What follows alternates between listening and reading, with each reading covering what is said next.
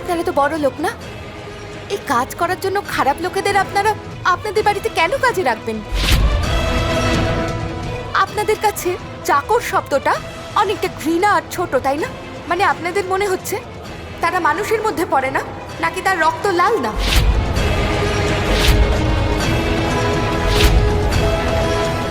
একজন আইএসপি সরকারেরও চাকর হয়ে থাকে। বড় লোকেরা তো বড় বড় বাড়ি তৈরি করে নেয়, কিন্তু সেই বাড়িটাকে বাড়ির মতো করে চালিয়ে নিয়ে যাওয়া পর্যন্ত এই সব কাজ সেই ছোট মোটো চাকররাই করে।